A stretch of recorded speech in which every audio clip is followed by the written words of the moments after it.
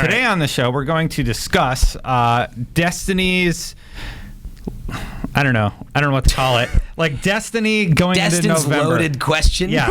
What do we call that? Destiny going into November, is it going to survive the onslaught of other AAA titles pecking away at its user base? It's grim. Survive an onslaught of peckers. It's more dramatic. It's more dramatic if I put it that way. To give Destiny a hand, and we are talking about a game that is a year old. Yeah, right? it's a year old. Even with expansions, like there is something to be said for the longevity of this game versus like, Fallout's next week, Tomb Raider's next week, Call of Duty's this week, Halo 5 was last week, Assassin's Creed is every year. But I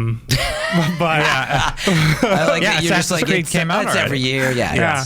It's already out, I guess what you're asking is Halo 5's really good, on the multiplayer side, not on the single player side. Yeah. This is not an episode of Unlocked, so let's not go there. Let's not go there. Let's not cast stones at crappy single player campaigns. Well, There's a ton of games coming out, and Destiny actually, per the numbers, has kind of stood the test of time since it's released. It has a subscriber base, or at least the same amount as registered users as World of Warcraft. It's very close. Sure. Very close. That's like people who've touched it. Don't be fooled by that.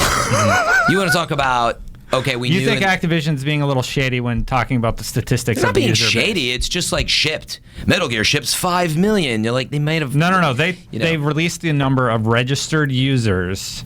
I know. You're comparing it to shipped statistic versus sold through. Oh, we're doing that thing where we talk over each other. Sorry, everybody. No, but I think the point you're trying to make is that, shipped versus sold, that companies don't always give us direct information for how well a game sold, and just because something has 25 million registered users doesn't mean it's sold in excess of 25 million copies. We're not talking about sales. We're talking about user base. Let me use an example. They're a business. They're going to give you the biggest number, and it was like, 25 million registered users. So that's the amount of people that touch it. I'm saying active players. These are people that, how do you define active? People that play it once a month, people that play it once a month for 60 minutes, people that play it once a week. You get where I'm going. We don't know those numbers. However, that is still a huge number, and it's quite a success. So let's not take away from that. But fun fact about Fran and I, we love statistics. I sure do. And if you're like, hey, how's IGN video? And I'm like, we've produced over 1 billion views in our lifetime. Like, he does it just like that at his desk if you're watching I do it all the video. The time. But how are we year over year? What are we this week versus last week? But this year, lost everybody. So Destiny is up against Fallout 4 next week, Call of Duty, Tomb Raider. Like, I guess Destin's question is, are these games going to pull you away? What will be the game that yanks you out of Destiny? So let's start with Jose. No, don't start with me. Come back to me. All right, Fran, we'll start with you. Nothing is going to pull me away because I'm so deeply invested in this that until I hit 320 at least, depending on how if the light changes or anything. There's been rumors, but I got to get to 320, and I only have so much time, and I play games on the weekend, so I'm basically playing this. And I am going to play all those other games, but not before I finish this task. And so honestly, and cloning. And so what's also interesting, and cloning. Well, actually, I just thought of Tomb Raider. So something happened with Halo. All right, now we're getting into an interesting conversation. See? So Halo, I did install, and I couldn't find someone to play multiplayer with, and co-op, I should say. It's just the times weren't aligning, kind of like you see in Destiny, but then I was aligning the stars with Destiny.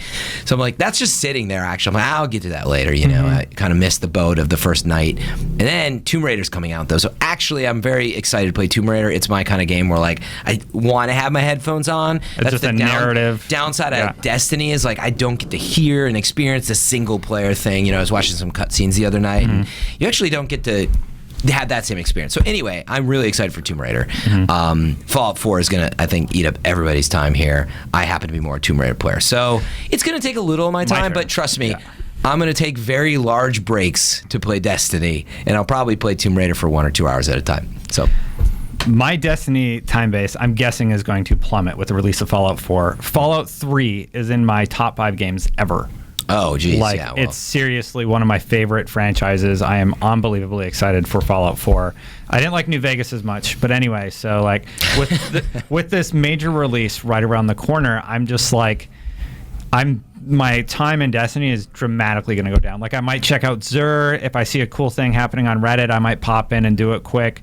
But I can foresee a future where Destiny actually gets taken out of the console, and set on the shelf for a little bit, And I'm wondering, do we think Fallout I think Fallout's the biggest one that's going to pull away Destiny players, because it's the same type of game where you're leveling and building a character that you really like and taking them through a story. Like, there's actually a story there. It's a little bit different experience. No multiplayer. You take that back. Taken King had a story. Go ahead. Yeah. True. So there's precedent for this, right? Last year, you guys probably remember visiting the tower when Call of Duty hit. Yeah. And it was probably just the first several days.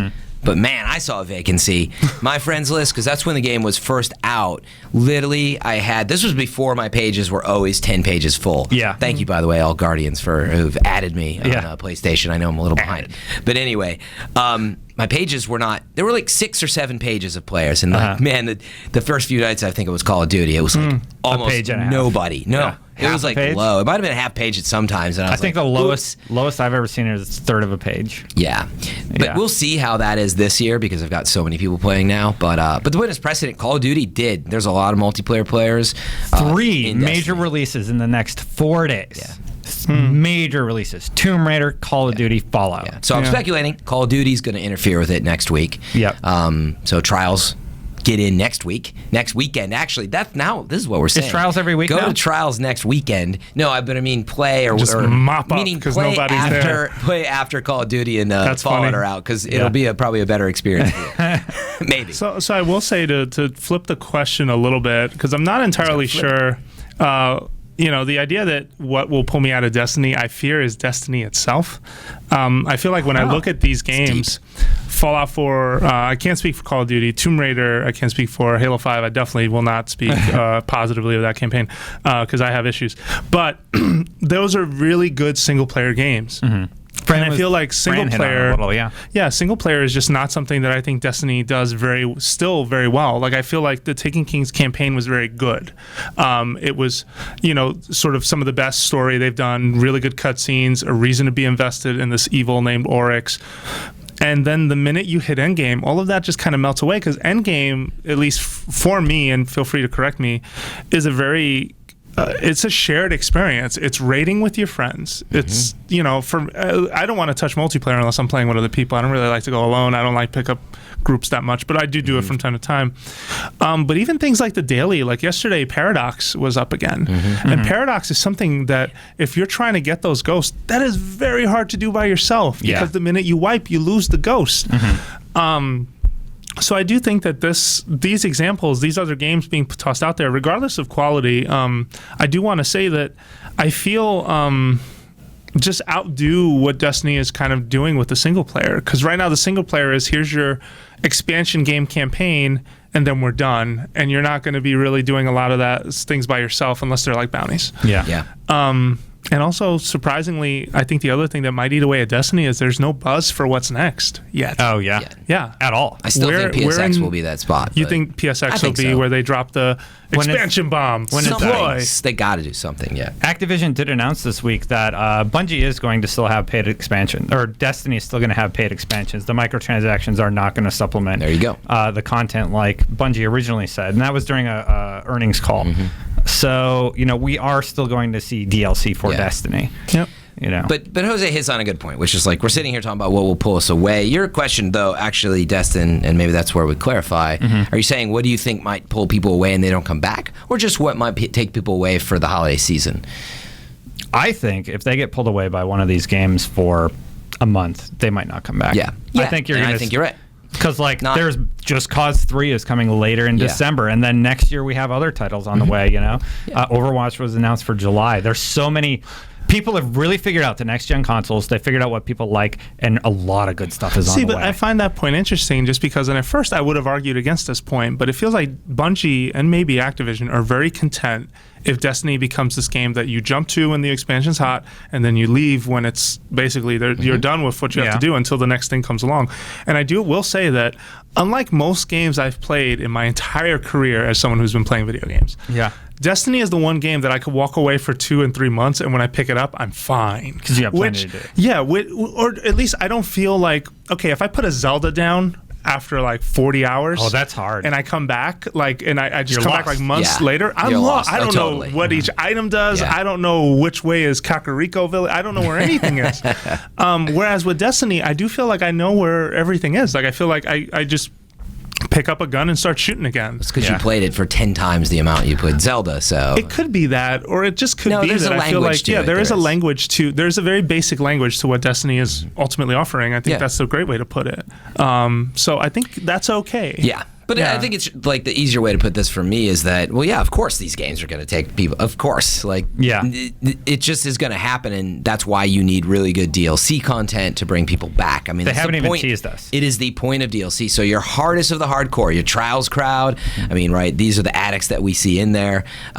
They will be there for every weekend. There's people who play Crucible every weekend. And then there's the Raiders who play all the time. But Present. Yeah, present. You'll get pulled away though. Like realistically, you will. Like you're saying, you're going to run out of steam. Last week I was pulled away. From Monday to Friday, I did not play Destiny at all. But Friday I picked it up for the raid, and I think that's what this game's slowly becoming for me is just my raid game because I'm at the end game. Yeah, but you probably already played like 100 hours of it or more, so easily more. Yeah. So it's normal, you know. I have 2 things that I feel like I have left to do. I have to run the raid, grind to 320, just keep running the raid until I get there, you know.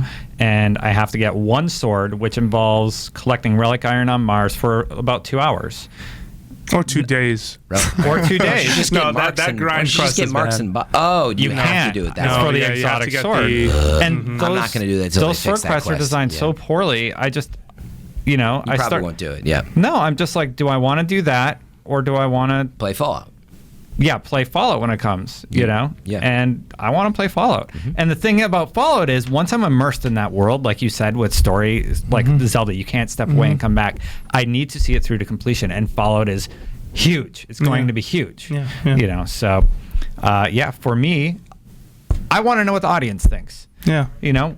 Is there a game on the horizon that is going to pull you away from Destiny if you're an active player? For an extended period of time. Yeah, for an extended period of time. Raid challenge is enough to hold you over this November, because so far that's and what we're about to talk about, which is changes to the economy, are the only 2 things on the table in terms of cool things. I have a lot of stuff left to do. I mean, I've spent definitely a lot of hours in there, but I only have certain precious time, you know, on the weekends. And like, I had to grind. I grinded 14 hours 2 weeks ago. I almost died. You know, you go into where you go to bed and you have those weird Destiny dreams.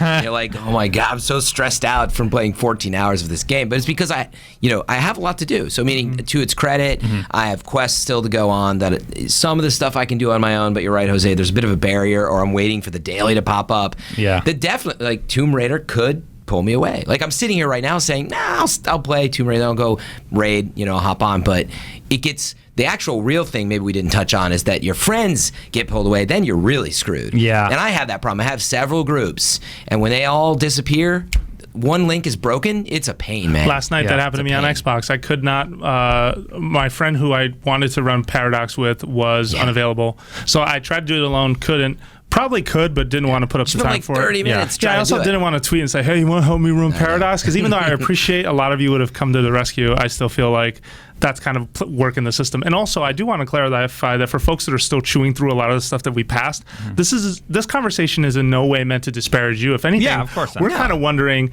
are you going to stick around? Because you still have things to do, sir, or madam. So just putting that out there. Yeah, and again, this isn't like a knock at the game. It's just asking, like, there's a lot of great stuff happening, and Destiny has held a lot of our attention for a long time. But now, the question is, what's next for it? And there's a lot of great stuff on the horizon. So